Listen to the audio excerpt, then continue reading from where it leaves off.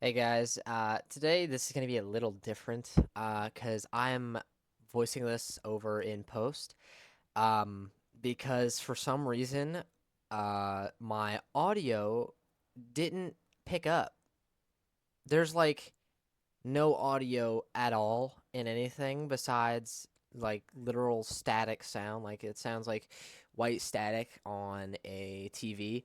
So yeah, I'm going to be doing this right now in post. So as you can see, as you've been listening along for the past 40 seconds, you can see that I'm currently right where we left off in the mines, just after we fought off that massive antlion attack, and currently have to make our way through all these catacombs, all of this hellish landscape, honestly.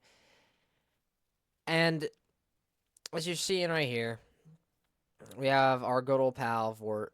I honestly forgot his name. I don't know if they gave him a special name or not. But yeah, they did or didn't. I don't remember. Um, but yeah, and honestly, to be honest, really quick here, going on a little side tangent.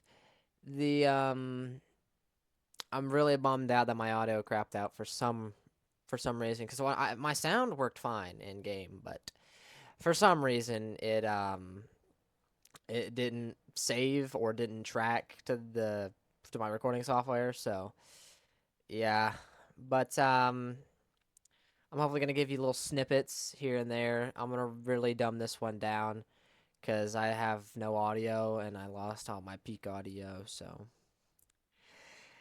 yeah, and I also really don't feel like voicing over 25 minutes of footage after having done that and played it myself. So yeah, you're gonna see many jumbled clips, some fade in, fade out, some stuff like that, and I'm gonna skip over a lot of the filler stuff. But yeah, we're basically moving through the catacombs, I guess you'd call it, right? Maybe the cave system in which the antlions inhabit. But yeah, we're just fighting, trying to find the one thing that we need to heal Alex, since she was gravely injured last time. So yeah, I'm gonna keep going with these little snippets here and chime in whenever something crazy happens. Thank you for understanding. You know, as I'm doing this in post and looking over a lot of this footage, I realize that as someone who's trying to make videos to bring entertainment to the table on games both really well covered and maybe some that aren't as well covered anymore than they were. Like if you've watched anything on my channel and you're watching this now, I thank you first of all. Really, I really appreciate it. But also that like yeah, as you may have seen, I did Payday for a second. I've taken a long stint from that. I'm only focusing on Half-Life because A, I love it, and B, I think it's one of the best games ever made. Like I know everybody says that, but genuinely, I think it's such a well made game in terms of both story and um just overall like puzzles. They're not really hard as you're seeing in this clip. They're not hard puzzles, but like they give you everything you need, but it can be challenging. And the challenge is there. You just have to circumnavigate some things and then you're fine. You can go on, continue. But anyway, yeah. That's back to what I was saying the first time. To be honest, that's mainly the reason I'm doing this and uploading videos is because I want to provide entertainment to both games old and new. Payday, as far as I know, Payday 2 specifically, not Payday the Heist, sorry, let me clarify. I've never played Payday the Heist. I've heard it's very good, but I have never played Payday the Heist. I've only played Payday 2 a lot. That's a lot, it's a problem. But I know Payday 2 is not nearly as covered as it once was, I feel like, personally. There's only a few people who I can name on my hand that are mainly focusing on Payday 2 and its entirety. Um, or like majorly Payday and Payday 2 and Payday the Heist-esque channels. Um, which I'm actually happy about. I love the game and I'm so happy that still to this day people play it after I found so much joy in it. But yeah, it's honestly it's hard to explain. I honestly just lost my train of thought thinking about everything over again. But yeah, that's probably the main reason I'm doing this. Well, I just realized how much of a side tangent we've gone down from Half-Life. Sorry, I ramble, dude. I ramble a lot. But yeah, if you all actually like this style of videos, me playing and then me voicing over it, I'll do it more, really, and just say like including the highlights and the key parts of the story. Um, I will do that genuinely for you all. I'm happy to do it. But yeah, this is this little tidbit. Um, and if you do get this far in it, I'm really happy you decided to stick around for my rambling. Makes me very happy. It's genuinely making me smile right now. I don't know if you can hear it in my voice, but it genuinely makes me smile. So thank you from the bottom of my heart. Thank you. Finally focusing in a bit more on the game itself than just my ramblings. I think this fight that you're seeing me in right now, this area with the thumper and all the ant lions and everything, I think this is genuinely one of my favorite fights in a minute. Not to put a pin on it exactly, I can't just name like, oh, like this was way better than this, and this, and this, and this, but it's also not as good as this, and this, and this. I'm not trying to put that fine of a pin on it, but I think what Half-Life does so well to like such a high level of both story and like fighting is that it blends both, I think, perfectly. And it's some of the best blending of both story and fighting that I've ever seen personally. Because as you see right here, what looks like just fighting, there's a whole little story right here. And many games do this, but I think Valve was one of the first to actually like really do it. Because as we activate the elevator and we have to wait and fight out the incoming waves of antlions and zombies and such, um, we see that this was like a little rebel outpost. There's unfortunately dead rebels. They were overwhelmed. Wow, what's crack? Overwhelmed. Um, at some point and murdered, unfortunately. But also the antlions. They had the repulsion device that the Combine used to repel them because the antlions don't like it when things slam into the ground. Apparently. Um, but yeah, you can just piece together that this was like a little rebel outpost at one point. They have the makeshift little communication area. And they have the thumper to keep by. Set up that chair right there and everything in this little area with a chair and some other stuff. Even got some hacked landmines. And honestly, going up this elevator, the Vortigaunt says that go on alone. I will join you when I can, and he'll like prolong them. I genuinely thought he was gonna die. I thought he was gonna sacrifice himself for us, but no, that's already been done too many times. Evidently enough, maybe. Actually, has it? It might have.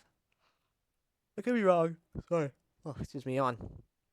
Um, but yeah, I love when this happened. It's its own little story, the little like courtyard area in the mine, and you have to defend and attack, and then you got to get out of there. I love that.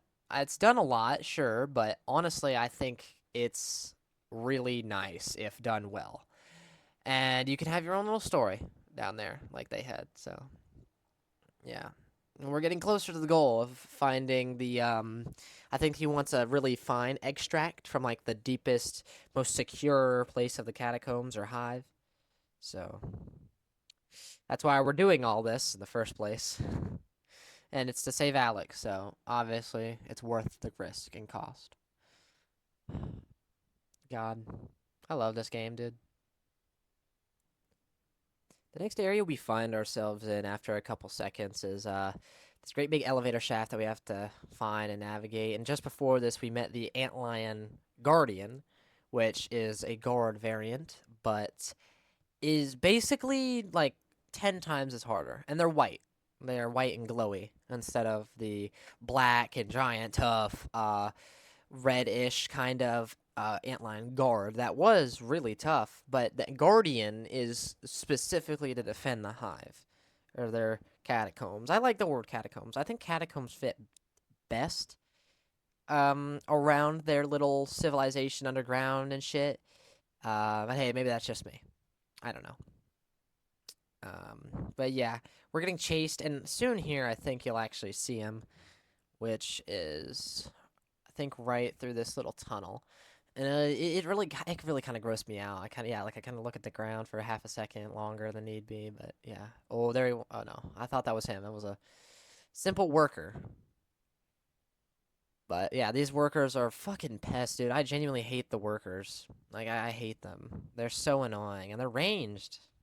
I hate that. That's probably my least favorite thing is that they're ranged.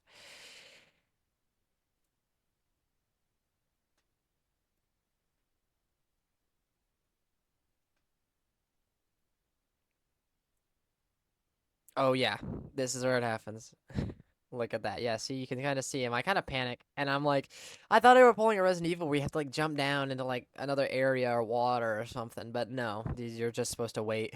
My overzealous ass got myself killed for probably one of the first few times I think in the chapter. Like he smashes into a rock, dumbass dazes himself. I look back, and he's already up. Was really scared. Yeah, and thankfully he can't follow. The little holes in the walls that the grubs hide out in are way too tight and small for him to fit through. So they're little safe havens that you're gonna see us use. And yeah, there he is again. See, he kind of dashes past. They pull one of these little uh kind of tricks, like you're supposed to dodge in and out of things, in and out of places. And then you're supposed to go out, run, and dive back in. To see he's right there. I kind of panic. I was kind of spamming, looking around and down to just get inside the little safe haven. This next part was probably one of my favorite and scariest moments of this game I think I've ever had. As you see, I've juked him around and I run out of sprint. He's right behind me as I run out, and I'm just there. Wham! It happens, and I'm pushed immediately to 18 health. He hits like a freight train. I luckily somehow managed to kind of sprint around and just barely.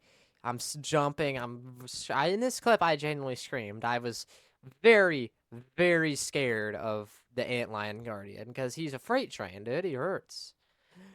And see, I sit here for a solid, like, good couple seconds, just breathing, thinking for half a second, and I'm like, God, what just happened?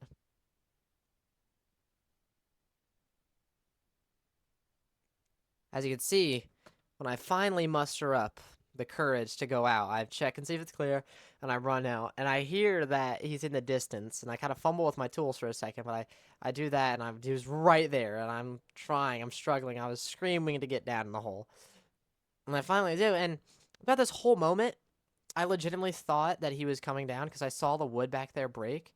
I was like, oh god, he's gonna come down. He doesn't. You don't have to worry about that. And I was wondering like why isn't this working? And I realized the gear's missing. I was thinking that he was gonna come down, but no, I wasted a grenade for no reason. And then a goddamn barnacle snatches the gear out of my hands. I blast him to Kingdom Come, slot the gear in, pull the lever, and there. That's it. The elevator's coming down, which before this, long before I found the Guardian himself, our Vort friend left me and I had to go down, venture down, and then now we're here, letting him down because we need him to extract what is so valuable to us. And as I'm waiting for the elevator, I'm still worried. I'm looking back, and he finally arrives. He congratulates us and thanks us. And this is actually exactly where I ended the episode. There's about a minute worth more of footage. But yeah, um, I kill all the barnacles in spite of me getting cock blocked a lot by them, and I kill that head crab, blasted him. And yeah, we kind of get down, and just before we enter the tunnel, I decided to end the episode there. As you can see here, I'm pausing it now. But yeah, I wish my audio worked. I wish I had the original, but I don't. So, what happens, happens. But the most important thing is, if you made it this far somehow, I thank you, and I hope you all have a splendid day.